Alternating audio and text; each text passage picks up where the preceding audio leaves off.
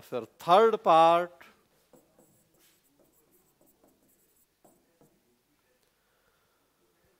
उन आधारों की चर्चा जिससे अनुच्छेद 32 और 226 का उपयोग या उसकी संभावनाएं बढ़ गई हैं, तो कुछ ऐसे ग्राउंड्स या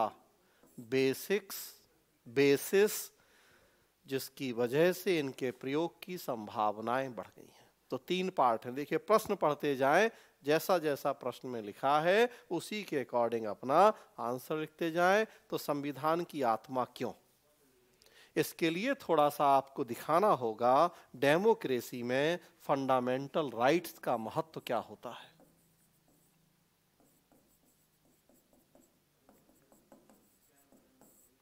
जब तक डेमोक्रेसी में फंडामेंटल राइट्स का इंपॉर्टेंस नहीं क्लियर होगा, तब तक इसे क्यों B.R. अम्बेडकर ने सोल ऑफ इंडियन कॉन्स्टिट्यूशन कहा, हम इसे जस्टिफाई नहीं कर पाएंगे। सो दिखाइए आप, लोकतंत्र एक ऐसी शासन व्यवस्था है जिसमें जनता का जनता के लिए शासन होता है।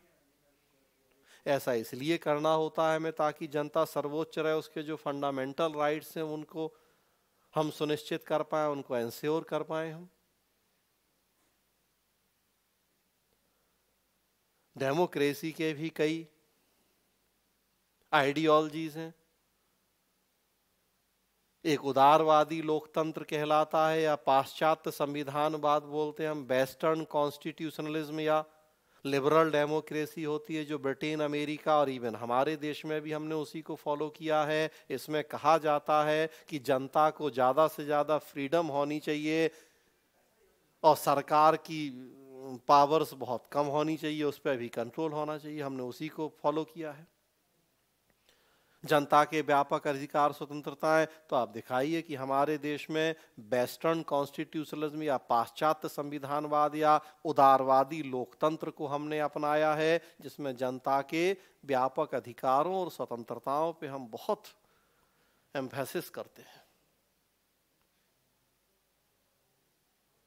और तब वहां से फिर आप आइए कि आर्टिकल 12 से 35, 12 to 35 हमने फंडामेंटल राइट्स की व्यवस्था की है अपने देश में, और उसी में आर्टिकल 32 क्या है। तो हम अब जस्टिफाई कर पाएंगे कि क्यों अंबेडकर ने इसे सोल ऑफ इंडियन कॉन्स्टिट्यूशन कहा है। जितने मूल अधिकार हमें हमारे संविधान के द्वारा दिए गए, उन्हीं में से एक मूल अधिकार ही हमने दे दिया, संवैधानिक उपचारों का अधिकार, मतलब अपने उन अधिकारों की रक्षा का अधिकार भी मूल अधिकार।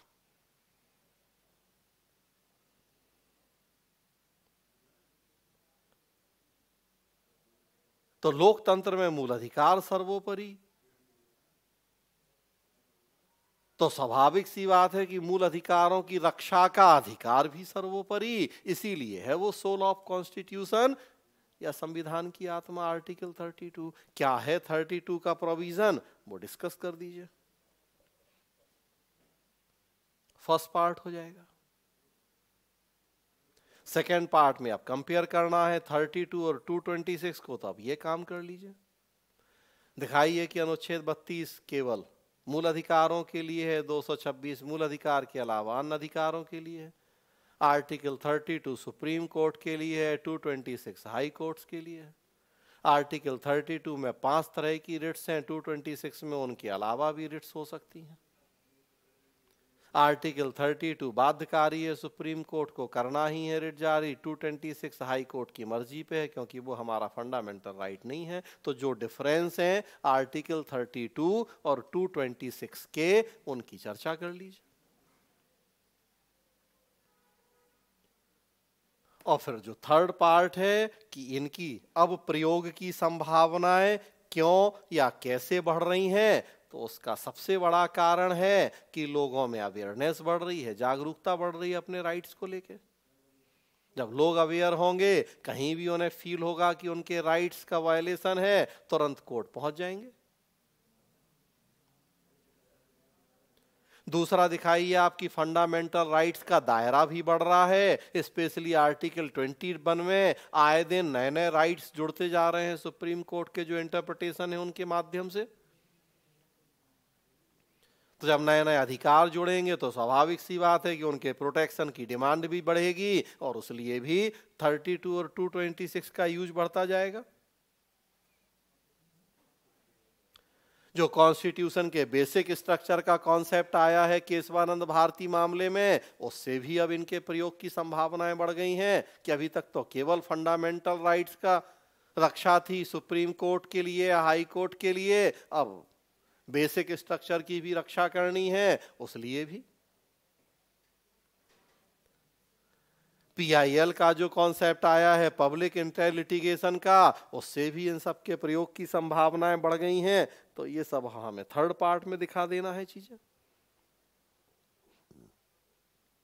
तो 3 पार्ट हो जाएंगे, जैसा प्रश्न है उसी के अकॉर्डिंग आंसर।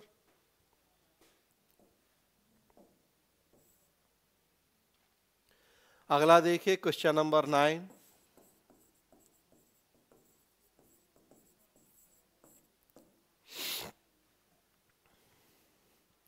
क्वेश्चन नंबर 9 है सेक्शन सी, लोकतंत्र में पक्षपातपूर्ण मीडिया के आसन्न क्या क्या खतरे हो सकते हैं, विस्तार पूर्वक चर्चा कीजिए।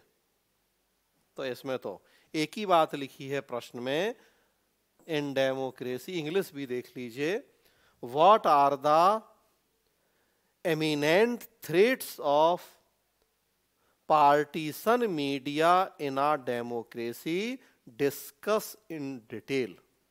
तो लोकतंत्र में, डेमोक्रेसी में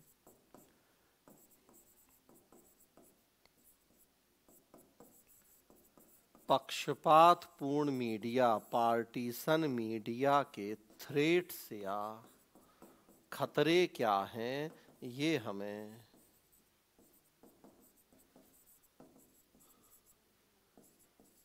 डिटेल डिस्कस करना है।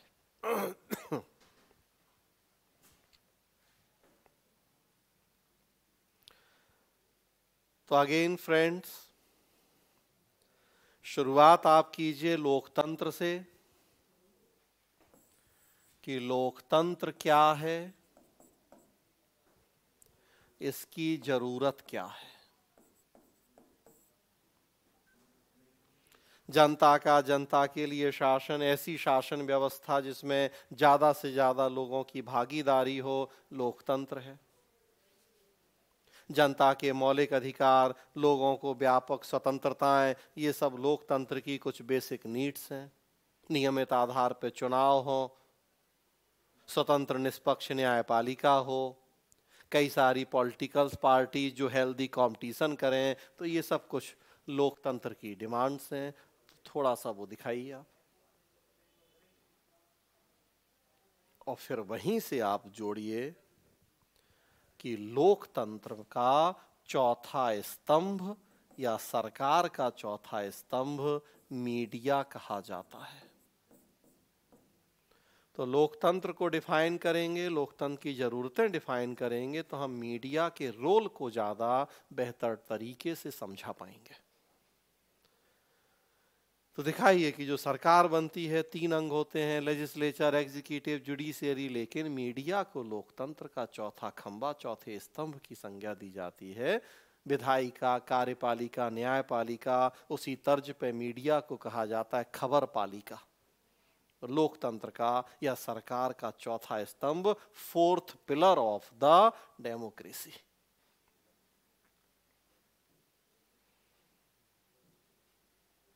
और तब फिर आपको थोड़ा सा यह दिखाना होगा कि मीडिया क्या है, मीडिया का रोल क्या है।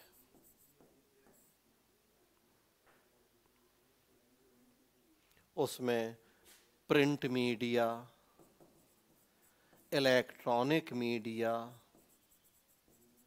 सोशल मीडिया, इंटरनेट मीडिया, थोड़ा सा इन सब की चर्चा करते हुए आपको एक डेमोक्रेटिक कंट्री में रोल ऑफ मीडिया दिखाना है।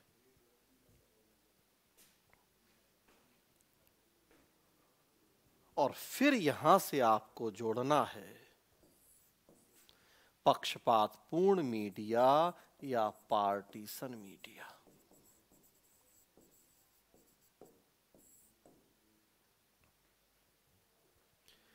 कि मीडिया का रोल अगर ट्रेडिशनली देखें तो मीडिया 3 काम करता था: इंफॉर्मेशन, एजुकेशन एंड एंटरटेनमेंट। शिक्षा, सूचना, शिक्षा और मनोरंजन। ट्रेडिशनली मीडिया के ये 3 काम माने जाते हैं। सरकारी कामों को लोगों को इंफॉर्मेशन देना, सूचनाएं देना, दूसरा एजुकेट करना, शिक्षा, और तीसरा एंटरटेनमेंट या मनोरंजन। लेकिन आफ्टर एलपीजी देखें कि मीडिया का रोल बहुत ज्यादा बढ़ गया। अब इन 3 ट्रेडिशनल कामों के अलावा मीडिया और बहुत सारे काम करने लगा है। वो पार्टिसिपेशन हो, वो अवेयरनेस हो, वो वाद विवाद का मंच हो, डिबेट का एक मंच हो, बहुत सारे काम अब करने लगा है मीडिया। आजकल देखिए लोगों को यूनाइट करने में रोल हो गया है सोशल मीडिया का। तो जो नए नए रोल हैं हमें थोड़ा सा वो चर्चा करनी है और तब ये दिखाना है कि लेकिन आजकल की एक सबसे बड़ी समस्या हो गई है कि मीडिया निष्पक्ष नहीं है। चाहे वो प्रिंट मीडिया हो, चाहे वो इलेक्ट्रॉनिक मीडिया हो, सब किसी ना किसी पॉलिटिकल पार्टी, सब किसी ना किसी कॉरपोरेट हाउस से एसोसिएट है। पक्षपातपूर्ण मीडिया क्लियर है। आज की कौन सा टीवी चैनल आप देखेंगे तो वो सरकार के पक्ष में बोलेगा कि विपक्ष में। कौन सा न्यूज़पेपर पढ़ेंगे तो आपको किस तरह की न्यूज मिलेगी। एकदम क्लियर कट डिवीजन है। मीडिया कैसे पक्षपातपूर्ण हो गया है। प्रो गवर्नमेंट, एंटी गवर्नमेंट, मतलब वो जो एक बीच का रास्ता होना चाहिए, जो एक निष्पक्ष इम्पार्शियल मीडिया होना चाहिए, वो तो है ही नहीं। बस पार्टीशन मीडिया वाली स्थिति आज बन गई है। तो अब क्या क्या खतरे हैं। खतरे जो हम रोल दिखा रहे, देखिए उसी के कॉन्टेक्स्ट में खतरे दिखा देना है हमें। मीडिया का रोल था इंफॉर्मेशन, अब कैसी इंफॉर्मेशन देगा वो हमें। अगर पक्षपातपूर्ण मीडिया है तो बताने की जरूरत नहीं है।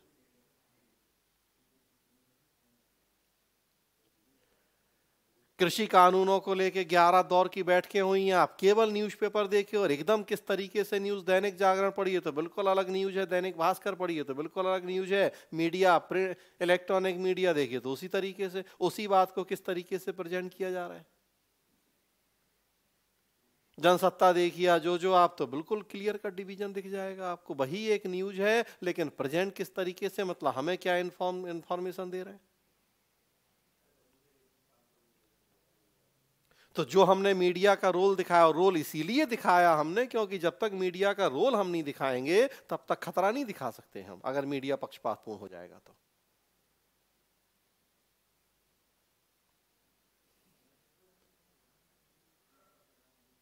तो हमें जो पक्षपातपूर्ण मीडिया है उसके खतरे दिखा देने हैं रोल से जोड़ते हुए। जनता की भागीदारी का माध्यम, आजकल टीआरपी घोटाले वगैरह जो आप देख रहे हैं, उन सब की चर्चा आपको करनी है।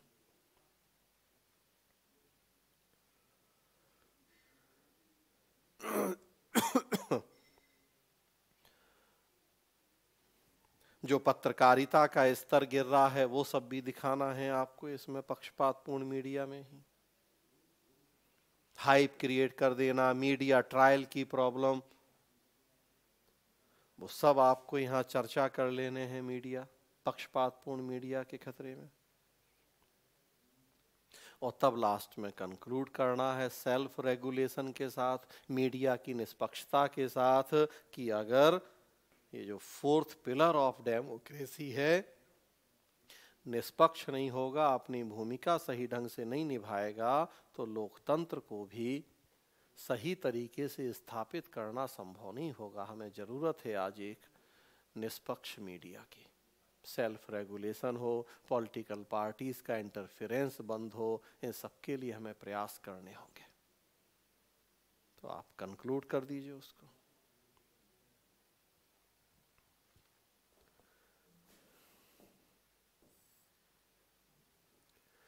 अगला देखिए 10 नंबर प्रश्न है,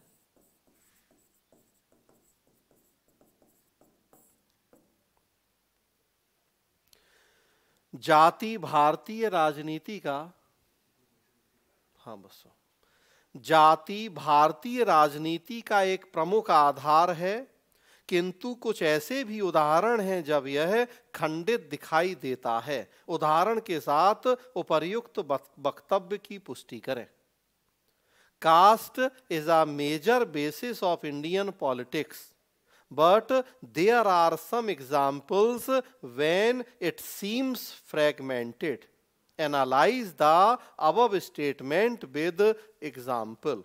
तो जाति और राजनीति ये हमारे समाज की, हमारे राजनीति की एक बड़ी महत्वपूर्ण विशेषता है। इन दोनों का आपस का रिलेशन या घालमेल, कास्ट एंड पॉलिटिक्स और कास्ट पॉलिटिक्स, जाति की राजनीति, caste and politics and caste politics, जाति और राजनीति और जाति की राजनीति। तो देखिए ये हमारे पॉलिटिकल कल्चर का एक बहुत महत्वपूर्ण मुद्दा है। चूंकि 1:45 हो गया है, 2 बजे से दूसरी क्लास है, शुरू में थोड़ा सा डिस्कशन ज़्यादा हो गया, तो कोई नहीं, अब जो मेन पॉइंट है, क्या आपके आंसर का फॉर्मेट होगा उसको देखिए। और ये मान के तो चला ही जा रहा है कि आपने सारी चीज़ें पढ़ी हैं, टेस्ट सीरीज दे रहे हैं आप, तो नॉलेज सब है आपको। तो बस अब केवल आप 2-2, 5-5 मिनट में देख लीजिए कि फॉर्मेट आपके आंसर की क्या रखने हैं, आपको क्या क्या बातें आपको अपने आंसर में इंक्लूड करनी है। तो प्रश्न है कि जाति भारतीय राजनीति का प्रमुख आधार है, किंतु कुछ ऐसे भी उदाहरण हैं जब यह खंडित दिखाई देती है। और हमें उदाहरण के साथ इस स्टेटमेंट को दिखाना है, तो आप दिखाइए।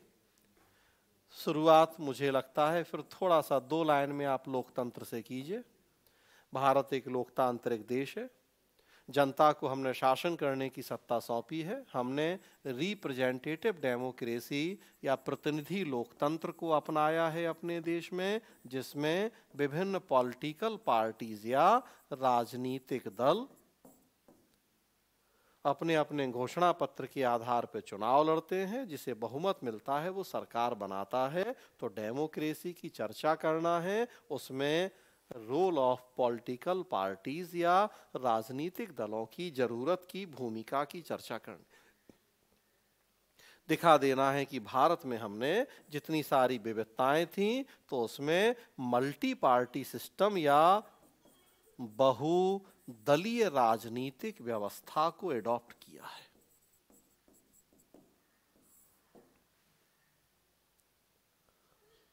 और तब फिर इसके बाद आपको यहां से जोड़ना है कि जो अलग अलग राजनीतिक दल कंपटीशन करते हैं इलेक्शन में मेजॉरिटी पाने के लिए ताकि सरकार बना सकें, तो अब कैसे मेजॉरिटी पाएं, उसके लिए कास्ट पॉलिटिक्स या जाति एक महत्वपूर्ण फैक्टर या कारक रहा है हमारे देश में विभिन्न पॉलिटिकल पार्टीज के लिए। तो इस तरीके से आप यहां आए। तो ये याद रखें फ्रेंड, सबसे जरूरी पक्ष ये है कि आपके आंसर में कितने डायमेंशन, प्रश्न के सारे डायमेंशन आप कवर कर रहे या नहीं कर रहे, कंटिन्यूटी है आपके आंसर में या नहीं है। तो लोकतंत्र में हमने पॉलिटिकल पार्टीज का रोल दिखाया। पॉलिटिकल पार्टीज के मेजॉरिटी के लिए जो कंपटीशन है, वहां से फिर हमने अब जोड़ दिया कास्ट सिस्टम को, कि भारत इतना विविधतापूर्ण समाज है, बहुत सारी जातियां हैं इसमें। स्पेशली ये हिंदू धर्म में हम देखते हैं कि ट्रेडिशनली जो कास्ट सिस्टम चला आ रहा है, ब्राह्मण, क्षत्रिय, वैश्य, शूद्र, या उनकी कई सारी सब कास्ट उपजातियां भी हैं, प्लस उसी में अब धर्म भी हम शामिल करने लगे हैं। भाई हिंदू वगैरह, मुसलमान या ये सब भी तो कहीं ना कहीं अब वो इतने घुल मिल गए हैं कि धर्म के साथ साथ जातियां, इवन उनमें भी कास्ट सिस्टम हो गए। तो अब हमें बहुमत, मेजॉरिटी के लिए जाति की भूमिका दिखानी है। बिहार में माई, मुसलमान, यादव या और जो जो बिहार के अलावा यूपी वगैरह, अब हमें इसकी चर्चा करनी है कि ये काफी महत्वपूर्ण भूमिका निभाई है हमारे देश में कास्ट पॉलिटिक्स ने या जाति ने। लेकिन प्रश्न कह रहा है कि किंतु कुछ ऐसे उदाहरण हैं जब ये खंडित दिखाई देता है। तो अब आपको दिखाना है कि आजकल देखिए जो चुनाव हो रहे हैं वो डेवलपमेंट या विकास के नाम पे हो रहे हैं। शिक्षा हो, स्वास्थ्य हो, हेल्थ, एजुकेशन, एग्रीकल्चर, इंडस्ट्री, आजकल अब धीरे धीरे ट्रेंड बदल रहा है। जाति या कास्ट की जो राजनीति है धीरे धीरे खत्म हो रही है। अब यादव या मुसलमान या ब्राह्मण या क्षत्रिय अभी भी पूरी तरह से खत्म नहीं है, लेकिन धीरे धीरे ट्रेंड चेंज हो रहे हैं। हम कास्ट पॉलिटिक्स की जगह डेवलपमेंटल पॉलिटिक्स की तरफ चेंज कर रहे हैं।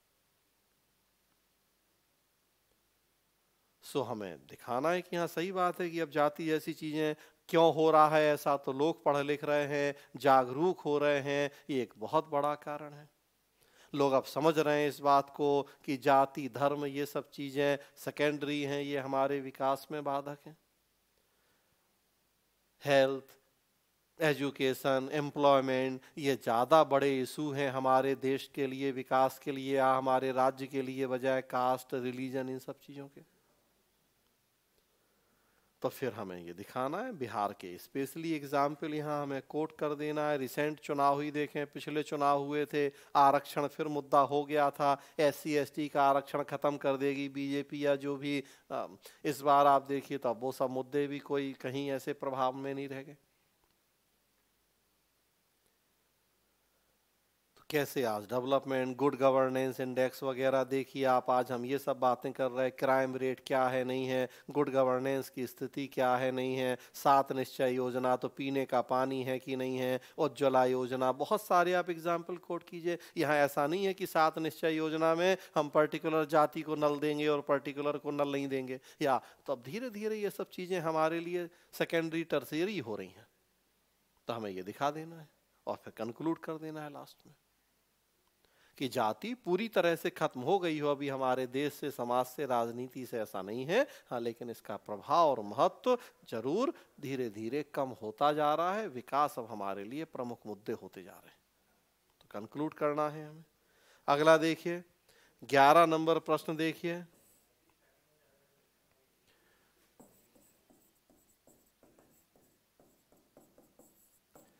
क्वेश्चन नंबर 11 है, लोकतंत्र के सही संचालन के लिए विपक्ष एवं मीडिया की अत्यंत महत्वपूर्ण भूमिका है। वर्तमान में इनकी भूमिका का मूल्यांकन करें। The opposition and the media have a very important role for the correct functioning of democracy, evaluate their role in the present times. तो अगेन देखिए, लोकतंत्र से ही हमें शुरुआत करनी होगी आंसर की। लोकतंत्र क्या है, उसका नेचर क्या है, उसकी जरूरतें, उसके कुछ कैरेक्टर, विशेषताएं क्या हैं, और तभी हम दिखा पाएंगे अब उसमें role of opposition and role of media. जब हम जनता के अधिकार और स्वतंत्रताओं की बात करेंगे,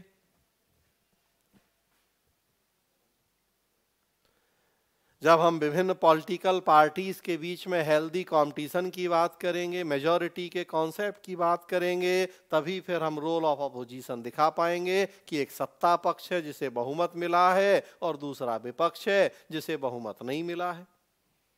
विपक्ष के नेता का, लीडर ऑफ अपोजिशन का कॉन्सेप्ट क्या है, कब आया है, हम उस सब की चर्चा करेंगे। कहा जाता है बिना विपक्ष के लोकतंत्र ऐसा है जैसे बिना आभूषण के स्त्री।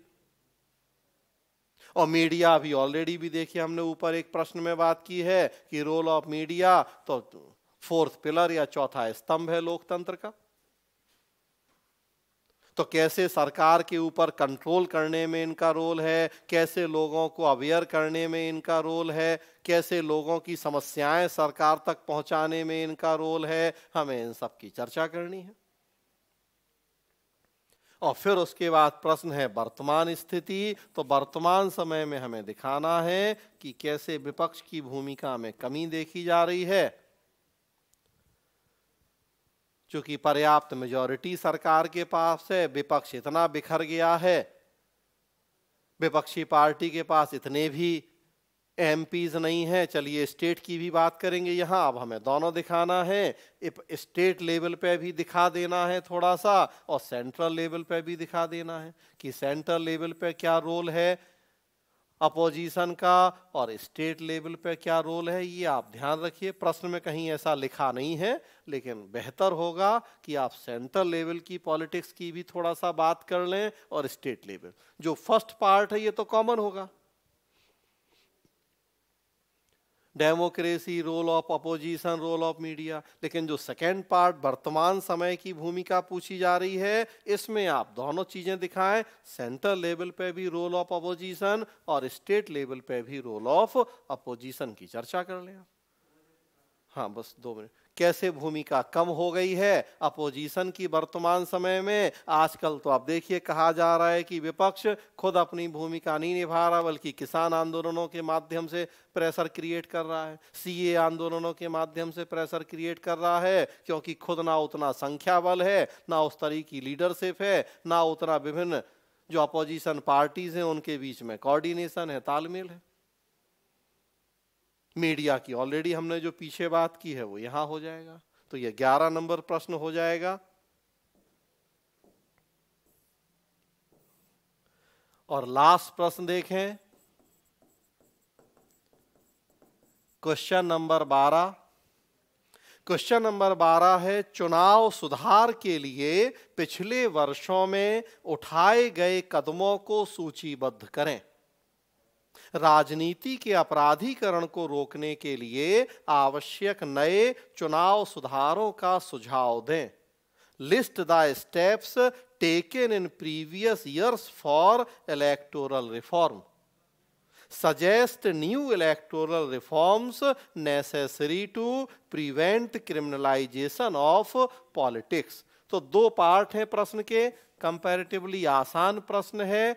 फर्स्ट पार्ट है चुनाव सुधार, इलेक्शन रिफॉर्म्स के लिए हमारे देश में क्या काम हुआ है, और सेकेंड पार्ट है क्रिमिनलाइजेशन ऑफ पॉलिटिक्स या राजनीति के